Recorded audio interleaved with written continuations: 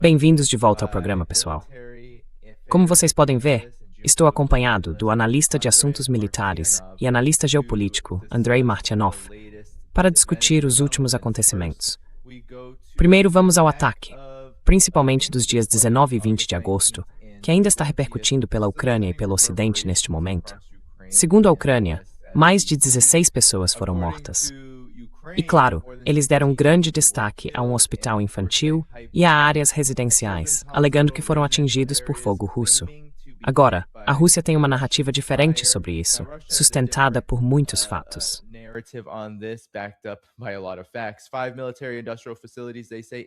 5 instalações do complexo militar industrial, segundo eles, em Kiev e nos arredores da capital ucraniana, foram atingidas, de acordo com o Ministério da Defesa. Quanto ao que foi disparado, foram lançados 168 drones e mais de 70 mísseis durante esse ataque. E isso levou Zelensky a dizer que ainda havia equipes trabalhando nos locais desses ataques russos e que faltavam interceptadores Patriot, o que faz sentido. A defesa contra mísseis hipersônicos russos, especialmente o Zircon, é praticamente impossível de outra forma. Agora, estas são algumas das cenas que saíram de Kiev desde o ataque.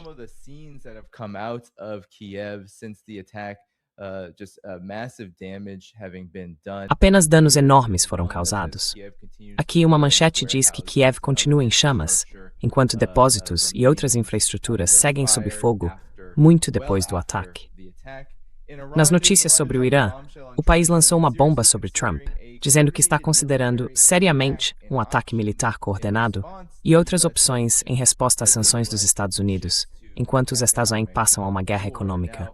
Agora, Andrei, eu queria primeiro a sua avaliação sobre o ataque da Rússia.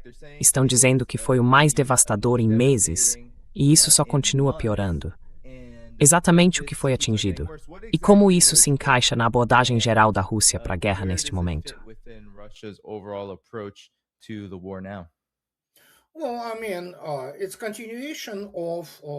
Bem, quer dizer, é uma continuação do que vinha sendo discutido antes, quando basicamente o exército ucraniano, que é um exército da OTAN, atacou Starobilsk, matando crianças.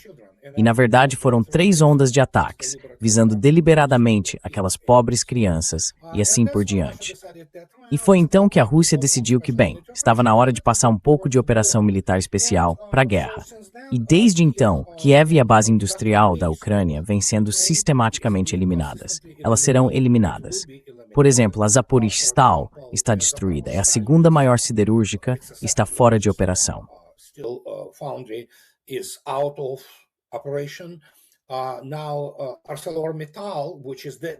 Agora, a ArcelorMittal, que é a maior siderúrgica de Kryvyi Rog, teve metade destruída, então a outra metade provavelmente vem em seguida.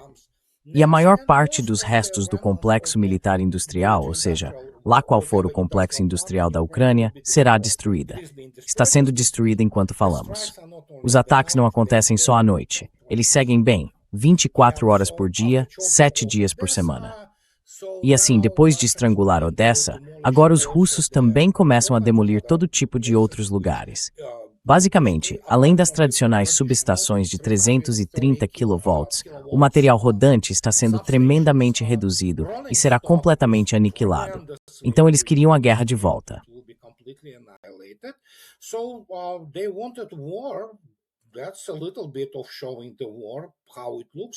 Isso mostra um pouco da guerra, de como ela é. E ela também vai aumentar de intensidade nos próximos dias. Então é algo bastante normal.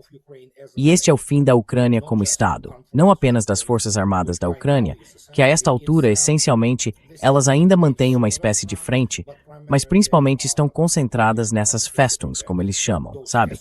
Em referência às famosas Festungen de Hitler. E é isso. Quero dizer, é uma organização física por força da OTAN. Essa não é uma importante para fazer com o inteiro. A estreita, tal, e será a death. Gestor.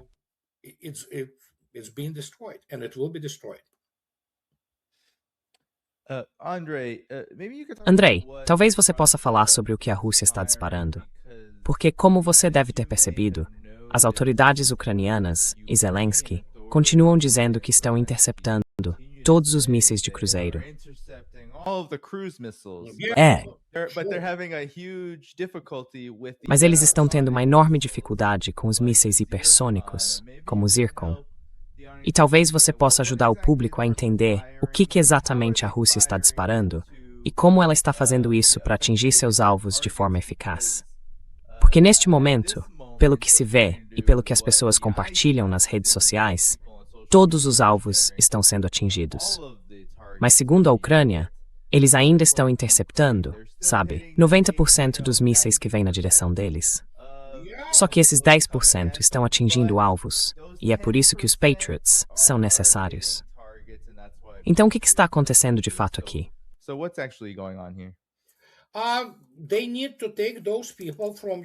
eles precisam pegar aquelas pessoas do exército ucraniano, as que lhes entregam isso, e transformá-las em professores do Colégio de Comando e Estado-Maior do Exército dos Estados Unidos, em Leavenworth, Kansas. Elas vão lhes dizer como se trava uma guerra de verdade.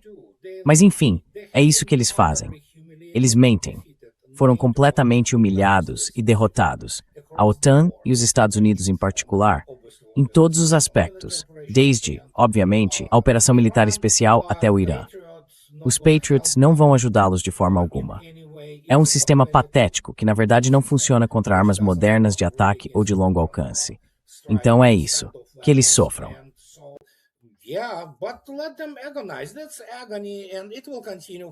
Isso é uma agonia, e vai continuar por algum tempo até que, essencialmente...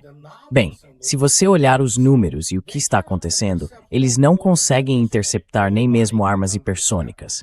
Ninguém consegue interceptar armas hipersônicas, exceto a Rússia, que projetou especificamente sistemas de defesa aérea e sistemas antimísseis, como o S-300V4 e o S-500, capazes de interceptar armas hipersônicas. O resto do mundo nem sabe o que isso é. Os Estados Unidos não têm. Os Estados Unidos não têm sequer uma arma supersônica, quanto mais uma hipersônica. Então, se quiserem jogar jogos de computador, claro, podem fazer isso. Mas a vida real, obviamente, é assim.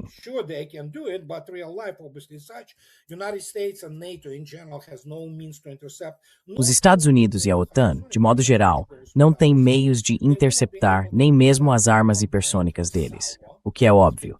Eles não serão capazes de interceptar uma salva combinada de meios heterogêneos. Isso vai de drones. Alguns deles agora estão, essencialmente, saindo dessa zona cinzenta entre um drone e algo como mísseis de cruzeiro leves, como o Banderol ou o Geranium 4, que passa a ser movido a jato. E claro, há todo tipo de outras coisas, desde o KH-101 até o 3MB-14 Caliber. E naturalmente, há também outras armas voando por aí, o Kinzhal e assim por diante. Se quiserem tentar isso na vida real, lutando contra os russos, fiquem à vontade.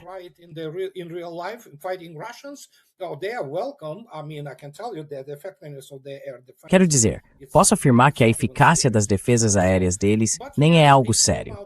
Mas sim, tudo gira em torno de relações públicas. Eles são bons em relações públicas, são bons em propaganda. E é isso que vendem para uma opinião pública doutrinada no Ocidente. Então alguns acreditam nisso, obviamente, especialmente os baby boomers. Mas outras pessoas odeiam tanto a Rússia que inventam coisas, especialmente a grande mídia dos Estados Unidos e a grande mídia da Europa Ocidental. Essencialmente, eles são criminosos de guerra e promovem isso. Mas a realidade está nos números. Eles estão além da compreensão de qualquer general da OTAN. Eles sabem que cometeram, essencialmente, um genocídio contra, sabe, os ucranianos. Obviamente adorariam cometer genocídio contra os russos. O general americano médio, ou o general médio da OTAN, especialmente da Alemanha, adoraria matar o maior número possível de russos. Mas não conseguem, porque não são bons militarmente. E então, o que aconteceu? Eles mataram, é o que se chama de suicídio por policial, sabe? 3 milhões de homens e mulheres ucranianos em operações ao longo da linha de frente.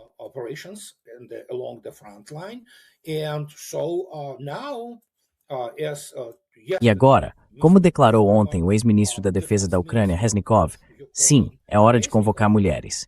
E eles já vêm fazendo isso um pouco aqui e ali, porque estão ficando sem efetivo, e os russos estão simplesmente fazendo o que fazem. E é disso que uma guerra de verdade trata, matar inimigos. E é isso que está acontecendo. E não é só isso. Você precisa destruir o potencial militar industrial do seu inimigo, e isso também está acontecendo. Além disso, é claro, há a militarização da OTAN. Eles praticamente não têm mais estoques para apoiar a Ucrânia, e agora ela está isolada do Mar Negro. Os russos já tiveram o suficiente de toda essa besteira. O Ocidente agora é oficialmente o inimigo existencial da Rússia e do povo russo, e essencialmente, bem, tem de ser subjugado.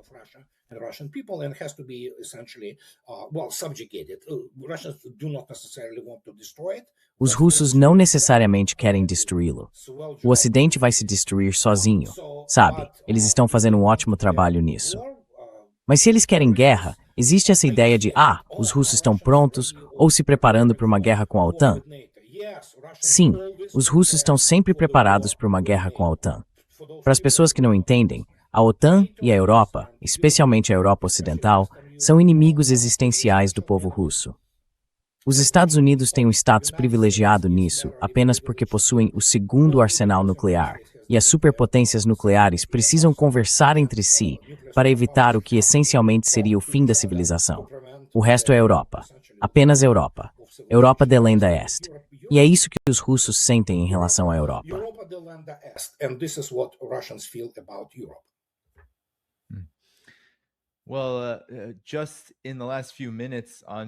Bem, Andrei, nos últimos minutos, o Kyiv Independent está acusando a Rússia de realizar um ataque duplo contra um shopping center na região de Dnepropetrovsk, eu acredito. Não, em Dnepropetrovsk, certo? Dnepropetrovsk, ou é? Dnepropetrovsk, sim. Certo. E dizendo que pelo menos 14 pessoas foram mortas. Falando nisso, sabe, a Ucrânia tem enviado centenas, às vezes 1000 drones contra a Rússia em um único dia. Agora, muitos deles, segundo relatos, 700, 800, 90%, quase 100% desses drones são interceptados. Mas alguns atingem seus alvos e atingem civis. Então, o que você acha dessa narrativa de que a Rússia é quem está mirando civis neste momento?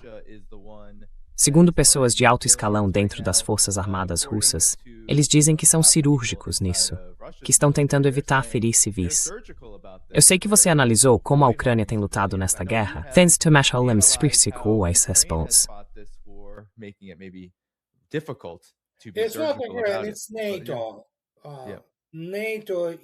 Não é a Ucrânia, é a OTAN. Sim, a OTAN em geral e os Estados Unidos em particular são muito bons em causar choque e pavor em termos de matar civis. Você viu por si mesmo o que aconteceu em Minab, depois no liceu ou ginásio para outras crianças no Irã. É isso que eles fazem. Quer dizer, eles fingem que não fazem, mas fazem. Isso faz parte da doutrina. Choque e pavor, matar.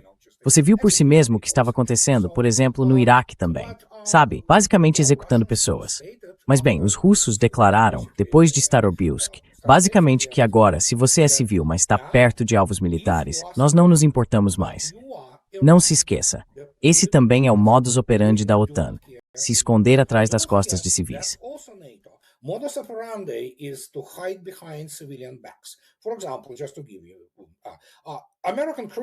Por exemplo, só para dar a vocês, as equipes americanas dos Patriot Pac-3, esses Patriots foram posicionadas e escondidas com os lançadores dentro de prédios residenciais, sabe, em conjuntos de prédios onde civis moram.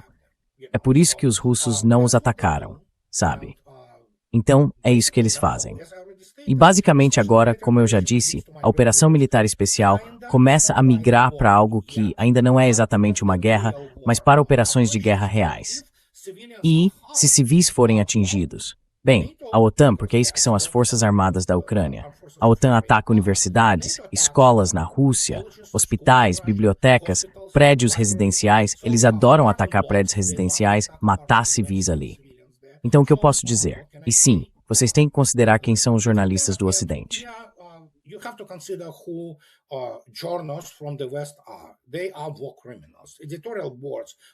São criminosos de guerra.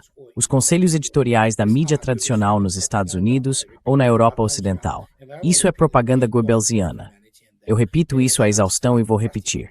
Eles não têm humanidade. São apenas prostitutas, basicamente. É isso que eles são. E eles não vão noticiar isso sobre os russos. Mas sim há também muito prazer, digamos assim, no Pentágono e na CIA quando matam russos. Então, como eu já disse, se pudessem ter matado mais russos, teriam feito isso. E agora, se alguém mata alguns civis ucranianos, os russos não fazem isso de propósito. Mas se atingem, digamos, aquele shopping center, é lá que escondem os restos da tecnologia e dos depósitos militares deles.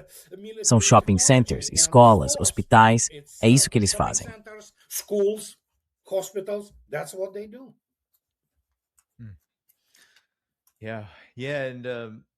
Andre, maybe you can help us understand. Sim, sim. E André, talvez você possa nos ajudar a entender. Junto com, ou em paralelo aos ataques da Rússia contra Kiev, há também o campo de batalha. E segundo a TASS, as tropas russas libertaram 11 comunidades em sua operação na última semana. Talvez você possa nos dizer o que a Rússia está fazendo no campo de batalha, como isso complementa esses ataques contra Kiev e as áreas ao redor, e como isso se encaixa na estratégia geral.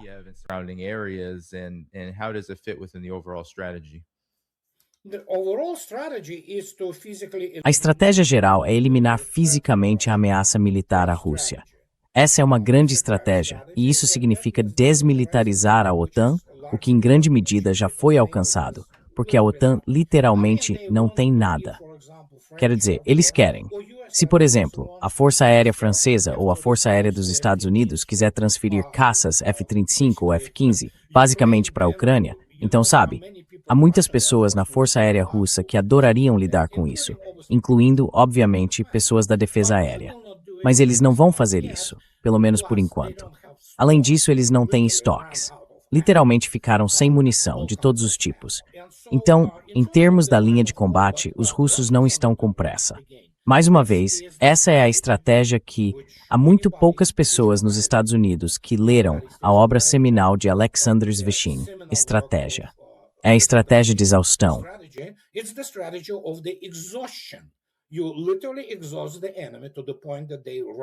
Você literalmente exaure o inimigo até o ponto em que ele fica sem nada, inclusive sem vontade de lutar. E então você o esmaga. E é exatamente isso que está acontecendo.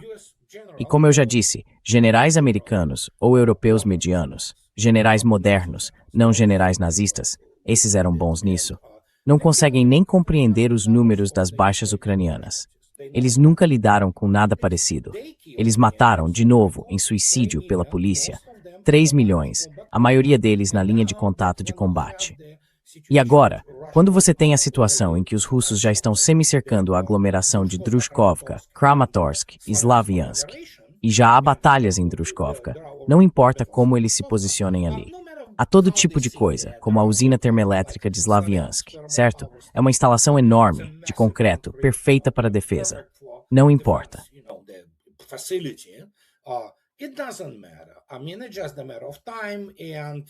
Quer dizer, é só uma questão de tempo.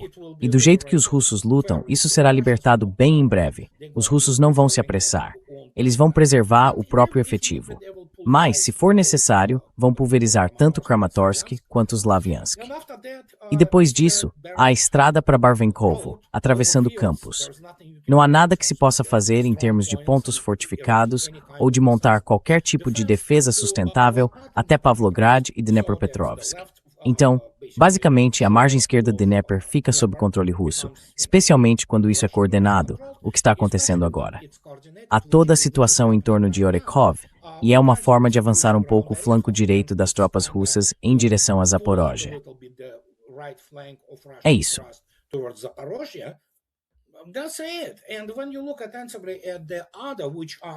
E quando você olha atentamente para as outras regiões, que não são territórios constitucionais da Federação Russa, como os 4 oblasts, Kherson, Zaporizhia, Donetsk e Lugansk, os russos estão muito presentes nos oblasts de Kharkov, Sumy e Dnepropetrovsk. Os russos também não vão abrir mão dessas áreas. Mas nesta fase, elas serão declaradas zonas tampão. Haverá uma espécie de zona cinzenta, mas haverá pessoas patrulhando essas áreas e garantindo que nenhuma pessoa viva ali sequer decida fazer algo prejudicial à Rússia. Simples assim. Então, os remanescentes das pessoas que não são totalmente idiotas nos estados-maiores da OTAN sabem o que está acontecendo.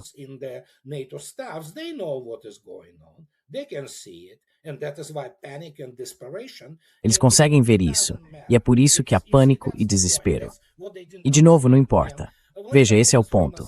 Foi isso que eles não entenderam. E a famosa frase de Vladimir Putin, de que ainda não começamos nada, agora os russos começam a falar algo assim. Certo, então, quando você olha estrategicamente, sim, esta é a guerra que eles queriam. Agora tem que conviver com isso. E não deveriam estar matando civis russos, especialmente depois do que foi feito. Execuções em massa, estupro, escravidão, tortura em Kursk. Sabe de uma coisa? A opinião pública russa é pronta para acabar com a Ucrânia. E acabar com ela. E já não existe mais povo, irmão. É simples assim.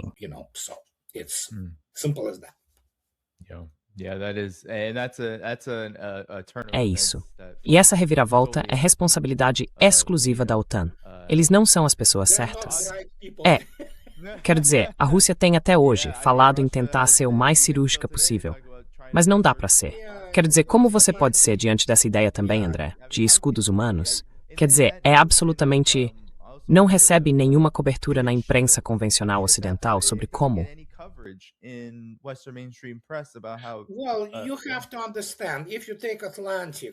Bem, você tem que entender.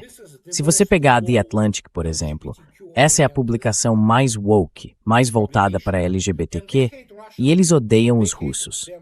Odeiam de todo o coração, porque, como você sabe, a Constituição russa basicamente vai proibir muitas das coisas que eles tentam promover. Então eles não gostariam de nada mais do que matar russos. De novo, como eu já disse, é por isso que o Ocidente foi completamente degradado, humilhado e está, na verdade, desumanizando os russos, a tal ponto que, como eu já falei, pegue qualquer pessoa, do conselho editorial da The Atlantic, da CNN, do Washington Post, do Times de Londres, sabe, da Frankfurter Allgemeine, em que os próprios correspondentes e jornalistas perguntam como podem ajudar a Ucrânia a matar mais russos. Então ele, aliás, foi indiciado à revelia.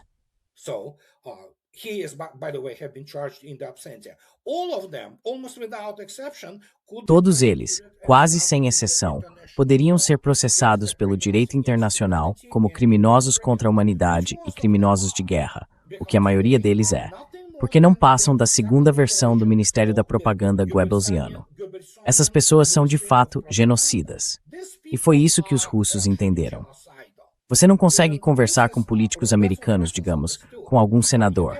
A maioria deles é formada por maníacos genocidas, sabe? Além disso, são covardes, porque não entendem o que é uma guerra de verdade.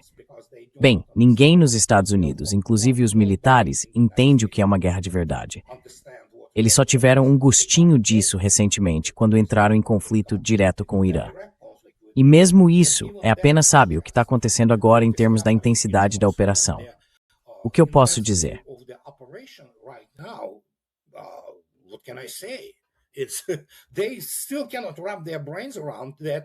Eles ainda não conseguem entender que estamos falando de uma frente de 1.200 quilômetros de extensão. O exército dos Estados Unidos simplesmente não tem os recursos nem a capacidade para lidar com isso. Quer dizer, eles não têm experiência, eles não têm. Então há muitos maus perdedores. Há muita gente ressentida, há muita gente amarga com eles, quando entenderam que, essencialmente, eles são, acima de tudo, um tigre de papel.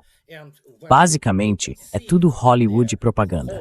E quando percebem que suas esperanças de derrubar o regime de Putin, como eles chamam, depois desmembrar a Rússia e continuar consumindo seus recursos, bem, eles são idiotas. Eles não conhecem história militar, não aprenderam nada com ela.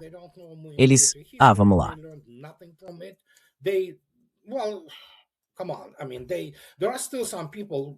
Quero dizer, ainda há algumas pessoas, até nas Forças Armadas dos Estados Unidos, que acham que a Abertura 1812 foi escrita por Tchaikovsky por causa dessas escaramuças em nível de regimento nos Estados Unidos.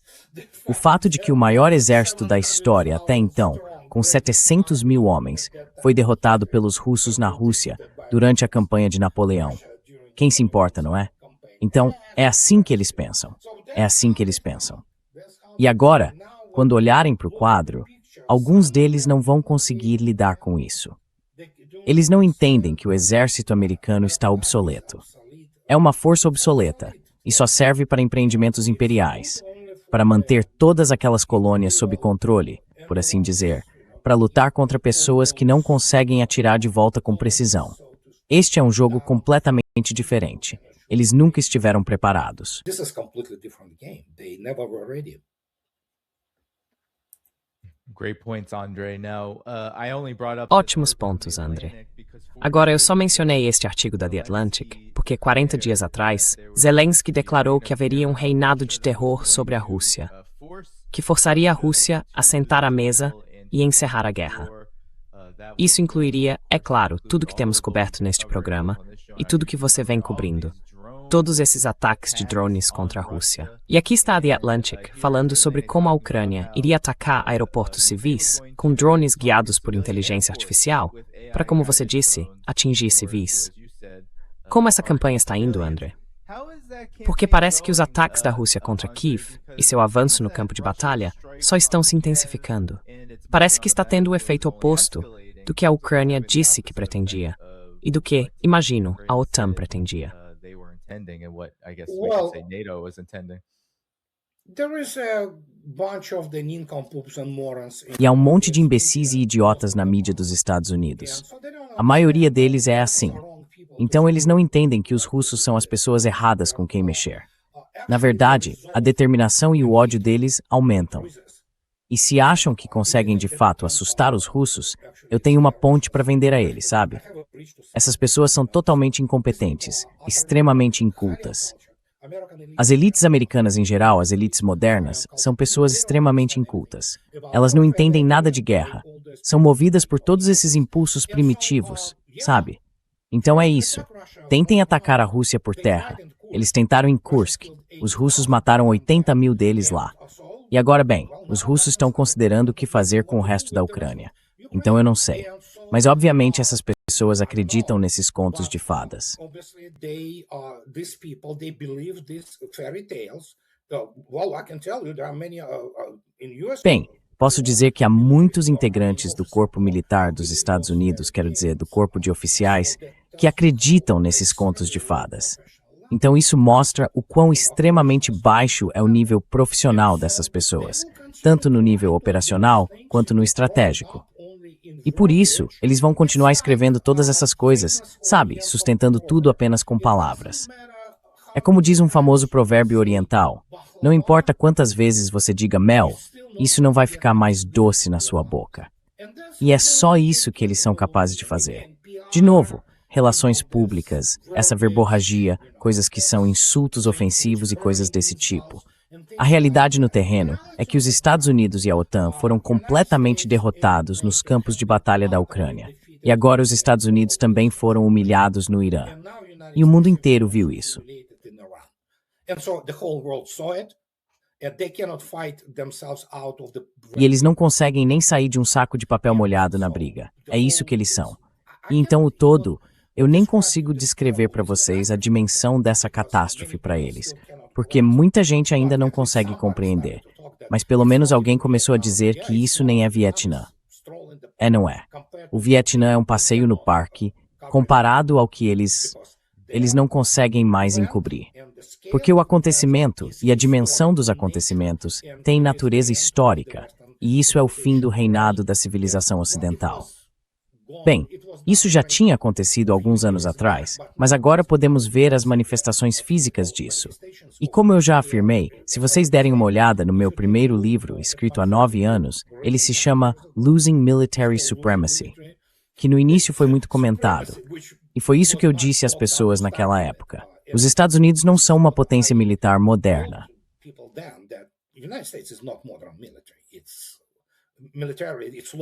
As forças armadas deles perderam a corrida armamentista e nem conseguem, sabe, admitir isso para si mesmas.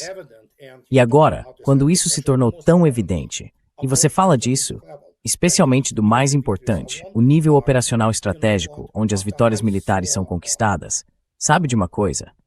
Depois que eu vi, todos nós, quando vimos a contraofensiva de 2023, que foi planejada, controlada e comandada pelo Exército dos Estados Unidos, o Sr. Donald e Aguto a planejaram com o grupo deles em Wiesbaden. E oficiais americanos estavam presentes, até o nível tático, comandando, até mesmo controlando o nível de companhia. Eles perderam 200 mil soldados, e nem chegaram à primeira linha de defesa. Isso é tudo que você precisa saber. Mas agora isso se tornou tão óbvio.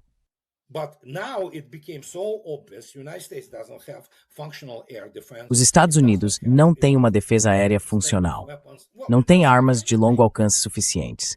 Bom, eles não têm nada, exceto enormes porta-aviões que deslocam de um lado para outro. Ninguém sabe o que está acontecendo ali. Eu não vou, sabe, entrar nisso. Então sim. Nenhum piloto americano sabe o que significa operar contra uma força aérea e uma defesa aérea de primeira linha sem rivais na história. Então o que sobra para eles? Bom, armas nucleares. É isso.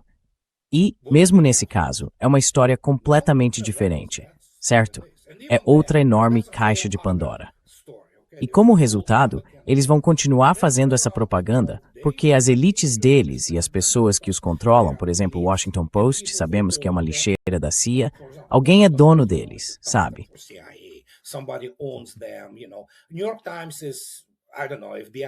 O New York Times é, sei lá, FBI ou alguma coisa assim. Tá tudo conectado, está tudo corrompido, sabe? Então a venalidade do sistema político americano é algo de outro mundo, sabe? E agora os Estados Unidos nem têm mais forças armadas americanas, tem forças armadas israelenses. E não tem Congresso dos Estados Unidos, tem o Knesset 2.0. Então os russos sabem disso. Não há ninguém com quem conversar nos Estados Unidos. A situação em Washington, D.C. é totalmente corrupta e há um bando de incompetentes que levou o país à ruína. E então o que resta para eles é o quê? Terrorismo. Provavelmente, é isso que eles fazem muito bem. Matar civis, sabe? Coisas assim. E é só isso. Completamente impotentes. That's it. Completely impotent. Yeah, and I pulled up Andrei Sim, e eu peguei aqui o livro do Andrei Martyanov, Losing Military Supremacy, Perdendo a Supremacia Militar. E agora eu quero... Na verdade, Andrei, essa é uma boa transição para esta história.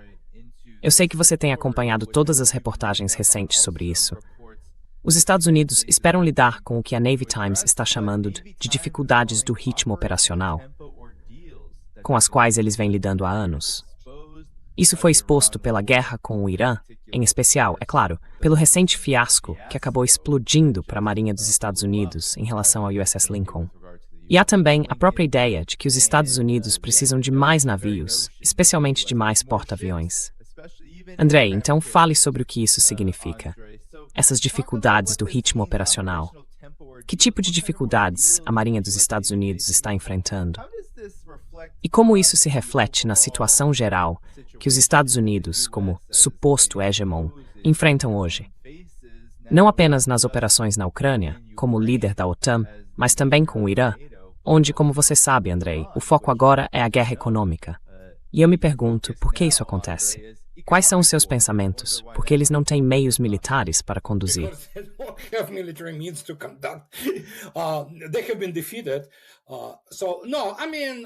Eles foram derrotados. Então não. Quer dizer, primeiro escuta. Podemos falar sobre o Lincoln e o que quisermos e quem sabe realmente o que está acontecendo lá.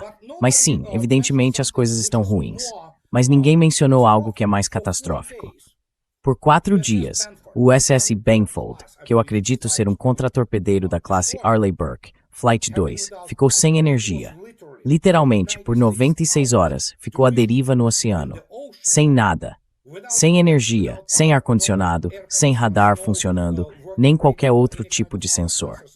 Era basicamente uma enorme caixa de metal de 10 mil toneladas, com 300 e tantas pessoas da tripulação presas lá dentro, morrendo seja lá do que for, sem água corrente, sem nada.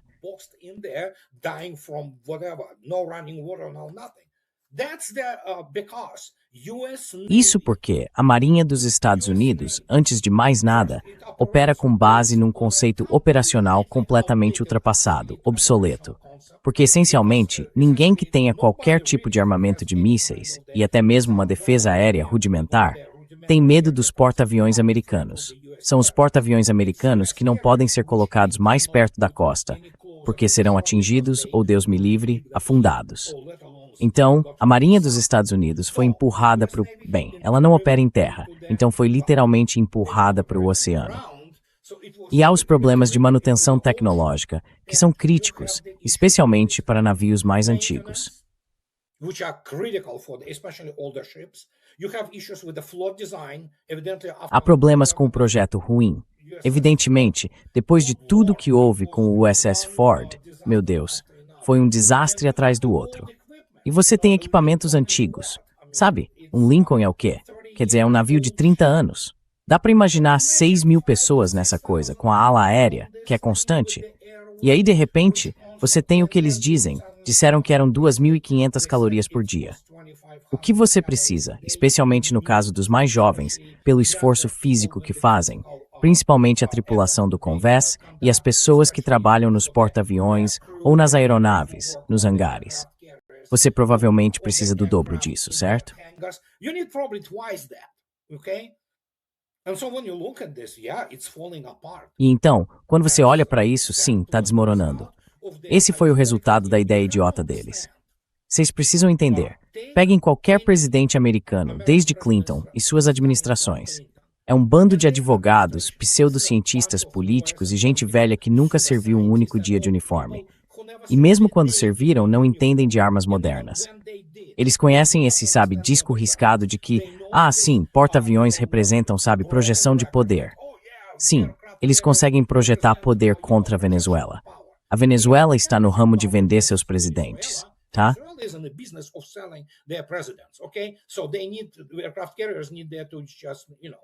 Então, eles precisam de porta-aviões só para, sei lá, o helicóptero buscar mais um presidente deles que vão vender aos Estados Unidos. Quanto aos países sérios, especialmente os que têm armas antinavio, eles não servem para nada. São apenas alvos grandes, gordos e prestigiosos. E obviamente, olhando para isso, não sei se posso dizer que o Irã tem mísseis antinavio tão potentes e tecnologicamente avançados, algo no nível do Onyx, é claro. Mas a Síria já teve o Yakout, que é a versão de exportação do Onyx. É um míssil supersônico, limitado ao alcance de 300 quilômetros. Mas se eles têm o Onyx, são 1.000 quilômetros. E ele pode voar em enxames que se comunicam entre si. Essa nova moda chamada IA, essencialmente são redes neurais.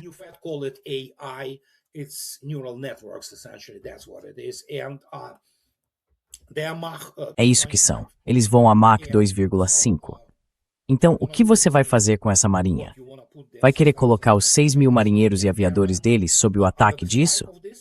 E Deus me livre, se for uma enxurrada de mísseis, se vocês forem atingidos e afundarem ou pegarem fogo, como já aconteceu antes, sabe? Coisas como o Enterprise e o Forrestal, incêndios e situações dessa natureza. E eles não foram atingidos. Aqui, se você tiver até mesmo 2 Onyx, cada um com 300 quilos de explosivos de alto poder, chegando no seu...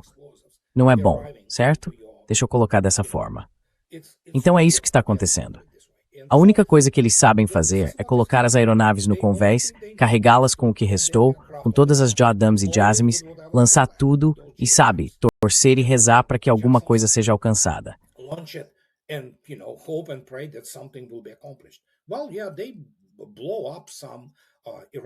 Bem, sim, eles explodem algumas instalações iranianas, inclusive civis. Mas os Estados Unidos não têm TLAM suficientes. Os mísseis Tomahawk de ataque terrestre, nem JASSMs. Então seus estoques foram tão drasticamente esgotados que os Estados Unidos, essencialmente, não conseguem conduzir guerra nenhuma. Mas nunca conseguiram. Todo o planejamento operacional da chamada Operação de Armas Combinadas nunca foi além de, provavelmente, um período máximo de 45 dias, 2 meses. É assim que eles planejam. Depois disso, tudo deveria se encaixar. E a democracia, ou seja, o capital basicamente especulativo, começa a comemorar a conquista. Mas o problema é que não. Eles não conseguem conduzir isso. Não sabem o que é sustentação real. Não conseguem sustentar nada. E isso foi demonstrado.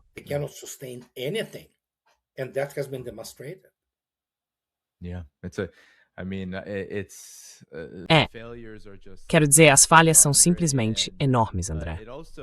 E isso também demonstra uma enorme superestimação por parte desses chamados, como você os chama, desses amadores.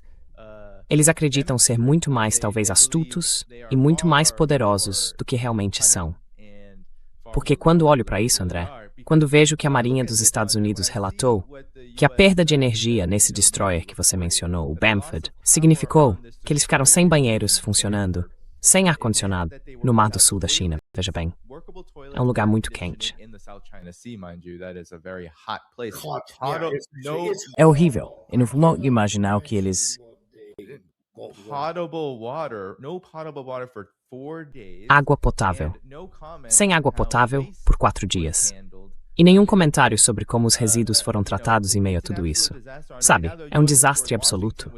E agora, porém, o USS George Washington, que tem seus próprios problemas, deixou a região Ásia-Pacífico e está agora no chamado Teatro da Ásia Ocidental, o Teatro do Golfo Pérsico. Mas agora, a presença naval na região Ásia-Pacífico, que deveria ser a prioridade número 1 dos Estados Unidos contra a China, basicamente desapareceu. Ela não está mais lá, porque tiveram de deslocar o USS George Washington, enfrentando seus próprios problemas internos, para esse teatro, onde precisam ficar não sei quantos quilômetros, milhares de quilômetros distantes, para impor esse bloqueio. O que você acha disso? Especialmente agora, com o Irã falando com muita confiança, até mesmo dizendo que vai atacar militarmente, em resposta à guerra econômica, algo que normalmente não acontecia antes de 28 de fevereiro, é claro. O que você acha?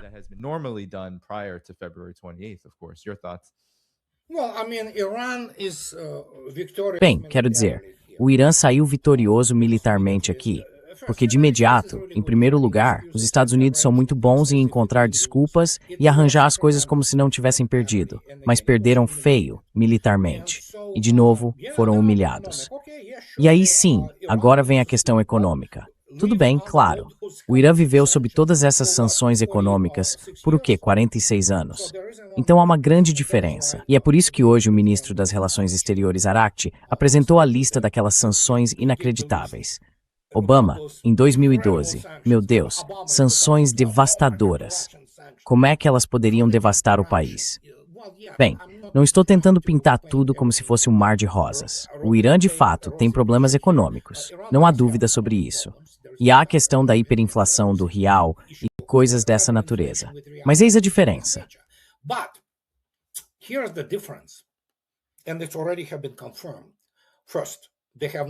E isso já foi confirmado. Primeiro, agora eles têm Rússia e China ao lado deles. O regime de sanções contra eles foi rompido. É isso que muita gente não entende. E a aproximação do Irã com a Europa Ocidental, há muitas pessoas liberais e pró-Ocidente em Teherã. Mas acho que agora eles aprenderam a lição. Essencialmente, os russos, por exemplo, fornecem uma quantidade considerável de petróleo bruto para as necessidades iranianas de ocupação. E claro, existe uma linha de comunicação entre Rússia e Irã. A China fornece coisas, então já não é tão fácil como costumava ser. E mesmo naquela época, o Irã resistiu, sabe? Então é uma configuração diferente, um arranjo diferente. E temos que esperar para ver. Mas, obviamente, o chamado recurso a todas aquelas sanções econômicas é um fato da derrota militar.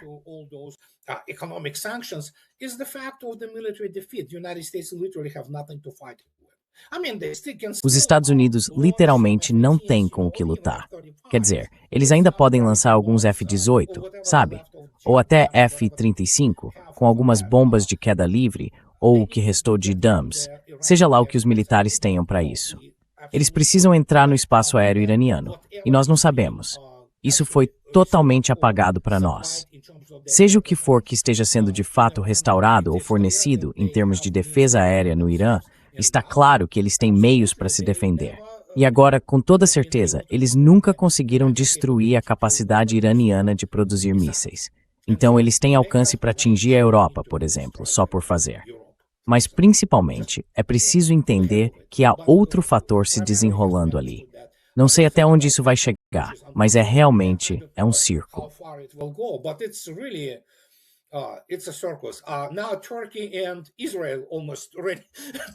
Agora, Turquia e Israel estão quase prontos para partir um para a garganta do outro. Meu Deus.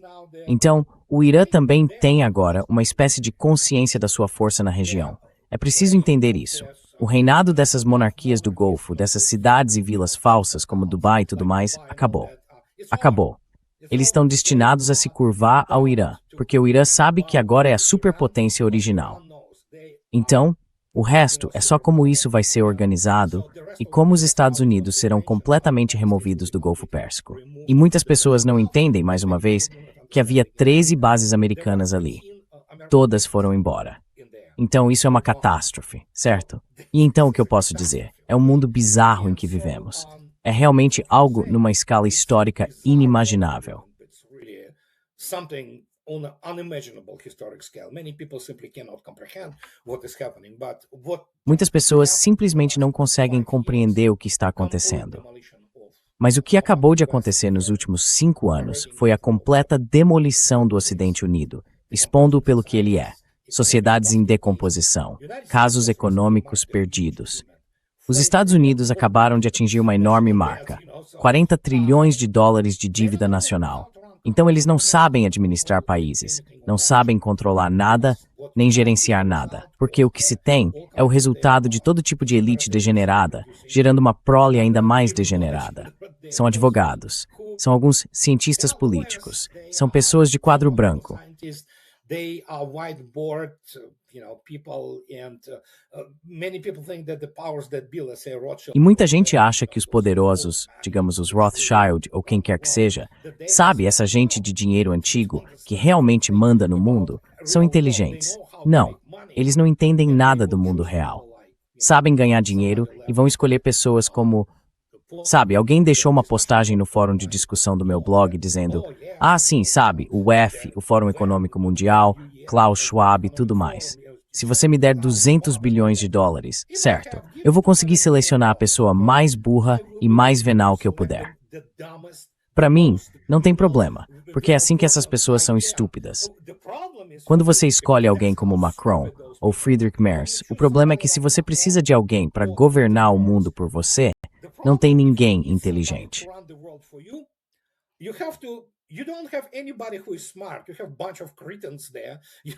Você tem ali um monte de cretinos que venderiam a própria família, ou seja, lá o que for, além de desviados e todo tipo de gente que não é mentalmente equilibrada, certo? Não é normal. E como resultado, se você acha que é inteligente, o que vai fazer? Vai escolher pessoas inteligentes que mantenham algum tipo de ordem? Não. Essas pessoas também são tão burras quanto, sabe, as marionetes que escolhem. E como resultado, isso é a implosão dessa porra toda. E agora, de repente, também começa a ficar claro que a maior parte dessa riqueza é riqueza virtual. Quer dizer, é como, sim, Elon Musk vale $1 trilhão. Tá, deixa ele sacar esse dinheiro. Elon Musk is $1 trillion. Yeah, let him cash it. Let's see what's going to happen when he'll come and cash it. Vamos ver o que vai acontecer quando ele vier cobrar isso. Quer dizer, as pessoas ainda acreditam nessa besteira de Wall Street, nessas bolhas, sabe, feitas de nada. E o Ocidente hoje produz algumas coisas que são muito importantes. Mas, fora isso, quer dizer, se você olhar os 14 pontos de Jeffrey Barnett, que ele escreveu em 1992 na revista Parameters, do Army War College dos Estados Unidos, numa época em que o exército dos Estados Unidos pensava com clareza, sabe, entendia algumas coisas, ele escreveu 14 pontos sobre por que o Ocidente era dominante. Se você analisar esses 14 pontos, hoje o Ocidente não atende a 12 deles, que são cruciais. É muito interessante. É como quando você marca itens numa lista. Você faria isso em 92 e agora eles desapareceram.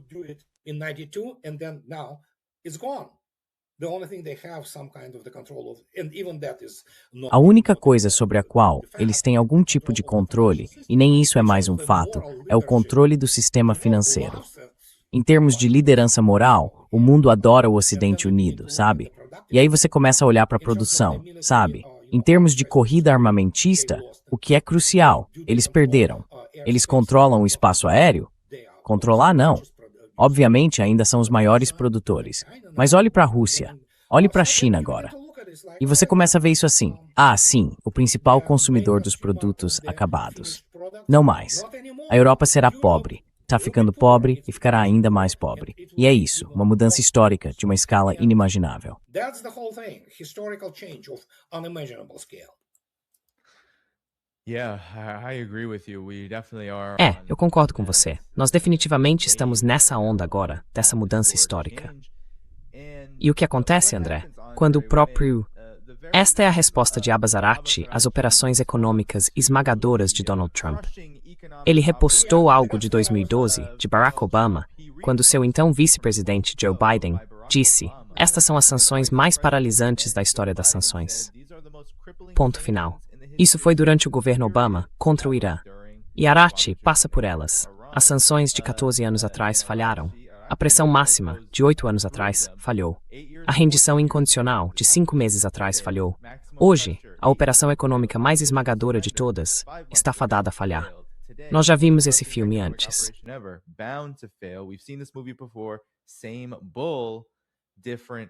A mesma coisa, com agressores diferentes. André, o que acontece quando a guerra econômica e todas essas outras medidas, porque você mencionou que os Estados Unidos, a OTAN, sim, podem matar civis, podem impor essas sanções, que também matam civis à sua própria maneira, dependendo do que estamos falando, ainda assim não conseguem alcançar exatamente o que os Estados Unidos querem, como potência hegemônica, que é se livrar de um país como o Irã, como Besson disse, promover uma mudança de regime. O que acontece quando todas essas medidas continuam fracassando? Agora chegamos a um ponto em que o governo Trump está rebatizando uma política contra o Irã que já dura décadas e décadas, desde 1979, como se fosse algum grande golpe devastador. Mas eu queria que você explicasse ao público, se puder, o que significa quando os Estados Unidos, sim, conseguem causar danos às pessoas comuns, o que é deplorável, e, sabe, para qualquer pessoa que tenha consciência, mas não conseguem o que querem. Isso já aconteceu. Sim. It's already happened. It's already happened, and some people started to go. Isso já aconteceu. E sim, algumas pessoas começaram a dizer, o que é verdade, que a operação militar especial e a guerra com o Irã são essencialmente elos da mesma corrente.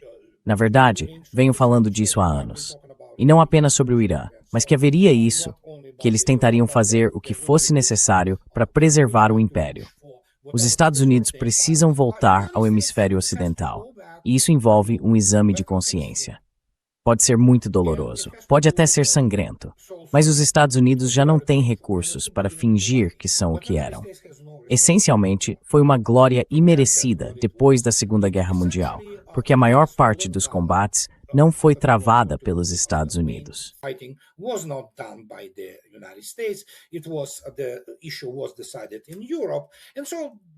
A questão foi decidida na Europa.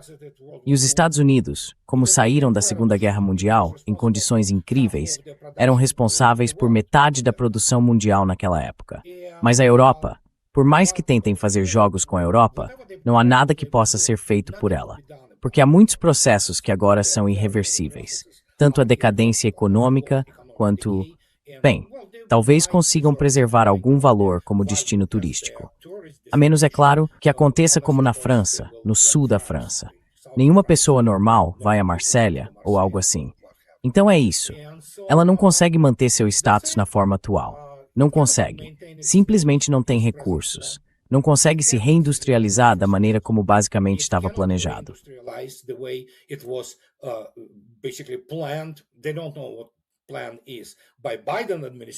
Eles não sabem qual é o plano do governo Biden. O governo Trump não pode fazer nada a respeito. Eles constroem algumas coisas, mas isso não é reindustrialização. E então há todo tipo de problema. E os Estados Unidos simplesmente não têm recursos para fazer nada a respeito. Então terão de voltar para suas próprias costas. A Europa será pobre, mas historicamente muito importante. A massa terrestre eurasiática, o restante dela, veremos como as coisas vão seguir. Sabe, é muito difícil prever agora, em detalhes, o que pode acontecer mais adiante. Mas é o que é. Quer dizer, a derrota está aí. Só que, como eu já disse, em termos históricos, é instantâneo. 5 anos não são nada em termos históricos, certo? 5 years is nothing in historic terms, okay? And so we are in the arrangement phase. Então estamos na fase de acertar os detalhes. Como isso será feito? Como a Rússia vai chegar a um acordo com os Estados Unidos? Ou melhor, como a Rússia vai forçar os Estados Unidos a aceitar o que aconteceu? E agora o Irã é só, sabe, um adicional. Basicamente é a cereja do bolo. É isso, certo? Então eu não sei. O governo Trump. Por favor. Quer dizer, a venalidade de Washington D.C. é inacreditável, certo? Então, o que eles podem fazer? Nada. E Trump realmente não pode fazer nada. Ele é totalmente incompetente e agora é um homem em declínio mental. E eu não vou entrar nas suas qualidades morais ou em outras qualidades que lhe faltam. Então, olhe para esse bando de bajuladores e esse bando de amadores no governo dele. É patético, de verdade. Amateurs in his administration. It's pathetic, really. Yeah, and there's É, e ainda faltam mais 2 anos, Andrei, é claro. Yeah. and yeah. He E betrayed- traiu o país. Traiu as pessoas que votaram nele. for him. Oh well, and that's part. It seems to be par for the course. We had. Ah, bem, e isso parece ser o padrão. Tivemos aquilo, como é mesmo. Biden 2020 era para ser a volta à normalidade, certo? A volta à normalidade sob Biden. Obama era para ser esperança e mudança. Trump, MAGA. E mais uma vez, tudo parece girar em torno da mesma baboseira. E sim, a única coisa que eles conseguem produzir é baboseira. That's what the only thing they are able to produce is BS. É isso. And you have countries like Iran. E há países como o Irã, Rússia e agora a China que, não sei se você viu os números da pesquisa recente, Andrei. A China hoje tem um prestígio no mundo que é simplesmente incrível. Bom, sim, é claro. Well, yeah, of course. They are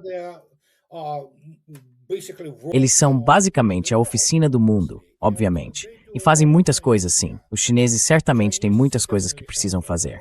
E ontem, eu acredito, não foi o Wang Yi. Acho que foi alguém da China que publicou. Não nos importamos com as suas sanções. Ninguém se importa com sanções. Ninguém dá a mínima. care about your sanctions. Nobody cares about sanctions. Nobody gives a damn. No, and countries all Não. over the world. E países do mundo inteiro, do Canadá à Alemanha, até mesmo nesses países ocidentais, Andrei, estão dizendo que veem a China de forma mais favorável do que os Estados Unidos. É uma grande mudança. It's a major shift For them, China is a market they hope to. Para eles, a China é um mercado que esperam usar para sobreviver. Isso não vai acontecer. Os chineses também não estão interessados. Eles têm interesse em que alguma tecnologia seja transferida. Mas, de novo, a questão aqui é: não, a Europa tem de ser apenas um mercado. E essa era toda a ideia por trás da BRI, a iniciativa Cinturão e Rota. Há um problema aqui. Foi aí que os chineses erraram o cálculo. Eles achavam que a riqueza dos países europeus cresceria. Na verdade, ela no sempre small está caindo tremendamente. E como resultado, também compra e vai ser muito pior. Não mais espere. Eles olham para os mercados do Sudeste Asiático. Há todo tipo de outras dinâmicas ali. Asia, there are all kinds of other dynamics there, Right. including, Iran. Irã, yeah, and E os russos ficam praticamente tranquilos e sabem o que conquistaram. what they accomplished. Well, Andre, it was great to be with you. I want to make sure everybody bem, André, foi ótimo estar com você. Quero garantir que todo mundo saiba que o seu blog está na descrição do vídeo abaixo, para que possam encontrar todo o seu trabalho lá. Pessoal, apertem o botão de curtir antes de sair. Isso ajuda a impulsionar o programa no algoritmo do YouTube. Quero agradecer a você, Lake Vac, por esse generoso superchat. E também quero agradecer a todos que assistiram e a todos os moderadores do chat.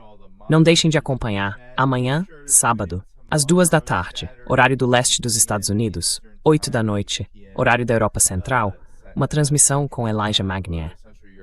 Estarei com ele no dia 22 de agosto, às 2 da tarde, horário do leste.